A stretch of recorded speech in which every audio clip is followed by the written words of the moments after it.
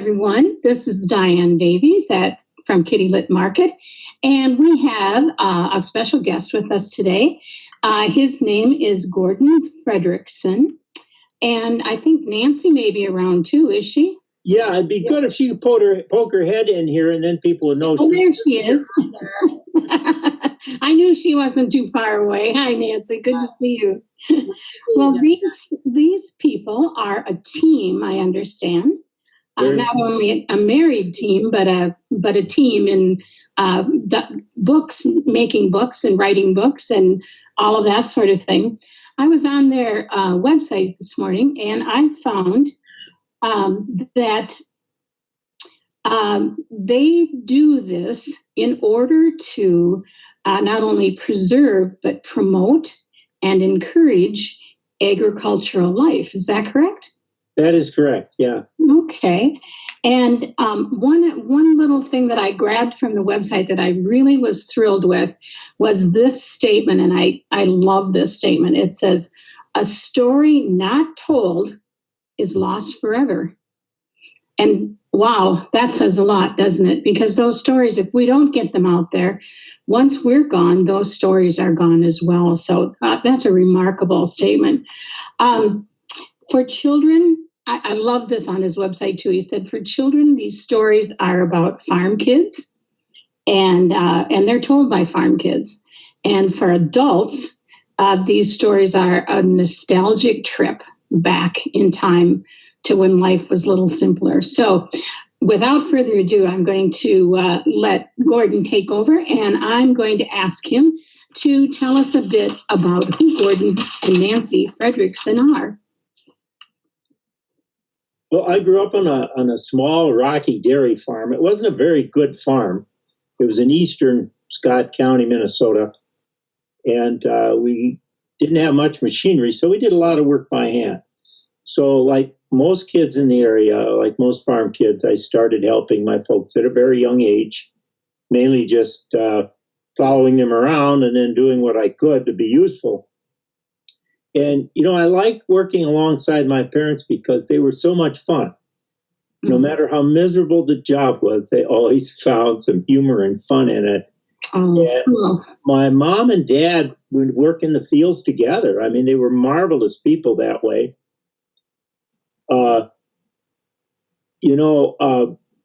I worked side by side with them doing so many things, and I have so many memories, everything, all the different kinds of chores, from milking cows and cleaning barn and working in the field, shocking grain, hauling bundles. And I also remember helping Mom in the house. I helped pack eggs with her and stuff. She was an amazing, amazing personality, as well as Dad. Dad always used to say she was like a magician, because she would be working in the fields with us, and then all of a sudden we'd all go in, but by the time we were washed up, she had lunch ready or supper ready, and it was always a major feast. She was an amazing woman and had a big garden as well. So she taught us all a lot of things. My wife got along with her really well too when we lived close by. That's important, isn't it? Where was your farm? It was in Credit River Township and the east end of Scott County. So I went to Lakeville High School. Oh, okay. All right. And that's all in Minnesota, right? Yeah, that's in Minnesota. Mm-hmm. Everything is in Minnesota, not that far from the south of Minneapolis. Mm-hmm. We worked all the time, so we never took a family vacation. But honestly, I wouldn't trade a family vacation for all those hours working next to my folks. Oh, that's nice. Got to know them well. And one of the things I always tell children when I talk to them is, be sure and help your parents with chores, because they will like it, and you will be so glad you did if you become an important part of the chores around the house or outside in the garden or wherever, really. That's cool. In talking with a lot of authors, we're finding that children's authors, are real advocates for kids, and they're real advocates for helping kids learn how to be good people in their life. And I think that's just wonderful. And I thank you for that in your books too. I'm glad you mentioned that, because I always mention in my programs, to always be kind to people, to always try and help out the other guy, and treat each other with respect. Believe it or not, I learned that in a country school, even though the country school was kind of a double-edged sword, because I always say that the big kids that keep you in line, but they'd also help you out, with your studies as well. So, like I said, the country school was a great thing. That's interesting. I grew up in Old Cottage Grove in Minnesota. Oh, sure. And we went to a country school as well. We had like 2 rooms, and 2 teachers. Yeah. And one was a big room and one was a little room. And, that's a whole nother story. But yes, country school was amazing, just absolutely amazing. And I got a good start there, and I'm sure you did too. I did. And, I always tell the children I talk to that, the country school, you had one teacher with 8 grades. But what's so neat about it is when each class went up to the table, which they recited or went over their homework, you could listen. You could listen to the little kids and see what they were doing, and maybe get a refresher course, or you could listen to the old kids and get a preview of coming events. I mean, it was just a fun experience, and we'd start the day, the teacher'd go to the piano, we'd start the day singing. Well, first we'd do the Pledge of Allegiance, but then we'd start singing. And she'd always check our hands. We had to show her our hands to see if we had clean hands. And by the time you were finished with all 8 grades, you knew all 8 grades by heart, didn't you? Yeah, you did. And, I talk about the farm, but it wasn't all work. I had my time off where one of the things I like to do, I'd go to a piece of machinery and I'd pretend that I was harvesting or whatever, doing with that machinery, and I'd explain it to my dog exactly what I was doing. I always tell kids, always read to your dog. If you're wondering who you should read to your dog or your kitty. They're great listeners, and they do respond with their ears or the purring in case. I love it. I love it. So tell us, Gordon, when did you start writing? When did your career begin? Well, I was a teacher, so I didn't have time to write when I was teaching. That was pretty well dedicated to correcting papers. I was an English teacher. Yes. So I was always busy with that.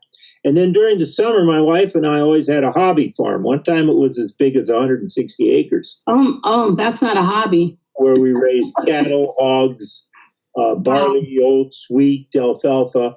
And that's when my wife didn't work. That was in western Minnesota, where she couldn't really get a good clerical job, because she was a clerical professional, but there were no jobs out there. So we farmed.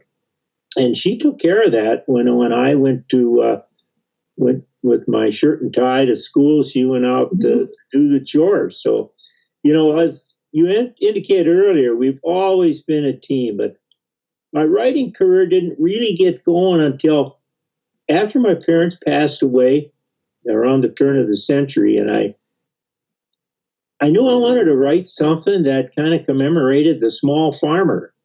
Because so much is said of the big farms with the nice houses and the nice barns and the nice fields, but most farmers didn't farm that way. And most of them farmed on a shoestring and tried to make their bills every month. And I was trying to tell that story. And of course, Laura Ingalls Wilder was a mentor of mine in terms of her work, and also Clement C. Moore with the Night Before Christmas.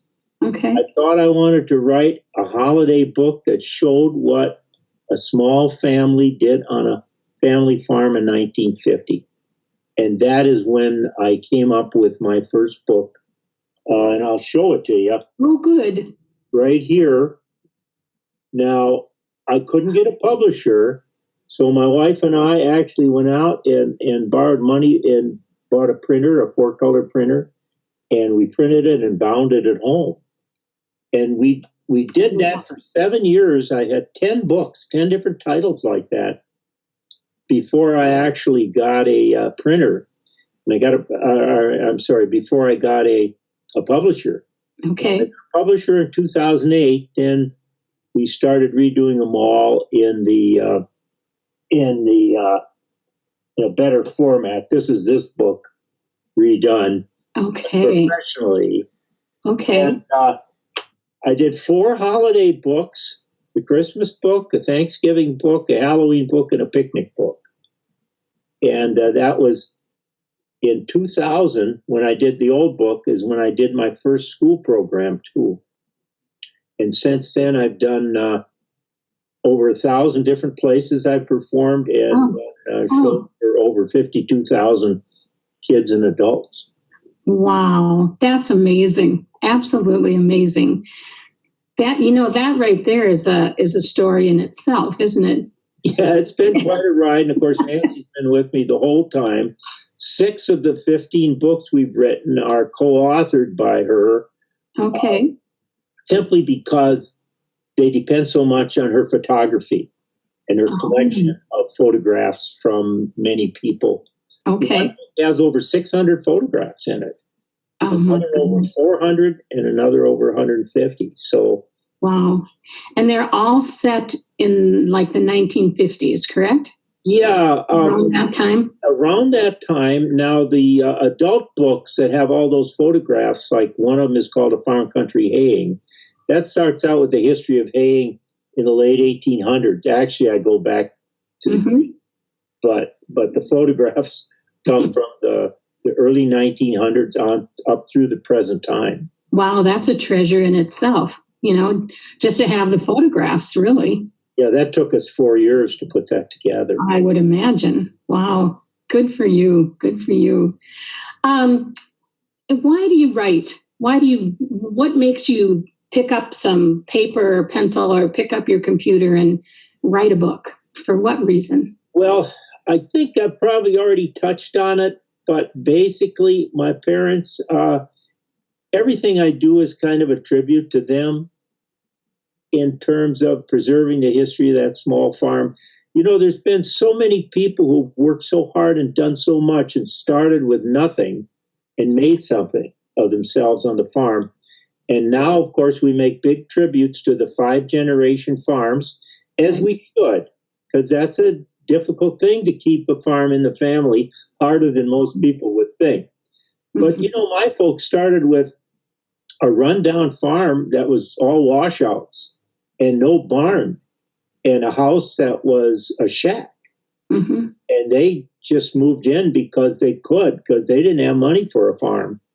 And they made a go of that place. They made it a productive farm. So let's talk about where your books are available. Where can we get a hold of books written by Gordon and Nancy Fredrickson? Well, of course, my website, which is simply www.gordonfredrickson.com. And when you go on the website, you can click into Amazon to buy them. You can buy them through PayPal, or you can click on something where you print out an order form and just send me a check. Okay. The other thing, Nancy and I frequent a lot of craft shows in the Lonsdale area. And it's great when people show up there, because then I can autograph the books to anybody in particular. And they're also available at Bongards, which is a cheese. They make cheese. It's actually a factory outlet for cheese at Bongards, Minnesota. And they carry all my books. Oh, how fun. And the Secret Attic in Northfield as well. But if you go on the website, you can also see where we are on any particular events. So it'll tell you if we're at an event. All you got to do is go on the website and click on event. Wonderful. Wonderful. Thank you. I know you make lots of school visits. Have you run across any particularly fun questions from the kids that you just giggle over once you get home? I'm looking at my wife now. Yeah, yeah. The kids are always fun, and they're inspirational as well. But inevitably, they'll ask me how old I am, Okay. and then when I tell them, their jaw always drops. And I also tell them Nancy's age because we've agreed on that in advance. So the answer is I'm 75 and Nancy's 72. Okay, well, I'm right in there. I'm 73, so there you go. There you go, yeah. How fun. I know when I make children's visits too, it's so funny to listen to their questions because they're just hysterical sometimes, Being a creative author and speaking to kids, I mean, I feel so rich, my wife and I working together and having the feeling of accomplishing and putting all these books out there. And then the privilege I have of performing for kids of all ages. Mm-hmm. I do a lot of adult programs as well. And it's just such a privilege. And I feel like I'm rich and famous when I'm out somewhere and people recognize me. And they say, aren't you that guy who played the farmer and did the book presentation? And I say, yeah, that's me. Yeah. And they know you in the grocery store. I love that when they, especially, go ahead. Yeah, if that happens, if you meet somebody like that, that indeed does make my day. Yes, absolutely. And being a former teacher, you did live in the basement of the school, right? Like all the rest of the teachers. That's right. Yeah. They're not afraid to ask about any of that kind of stuff. One other question that I like to ask all my authors is, if you have somebody that wants to become an author someday, maybe children or adults, what kind of advice would you give them? How would you explain to them to become an author? Yeah, I think there's a lot of things that can be said, but one thing I always say is, be aware of your surroundings, look at things and be aware of detail. Make a list of stuff. When I was a boy, I used to keep a list of different things that interested me. And I used to draw comic books and things like that. The trouble is I threw all my stuff away. Oh no.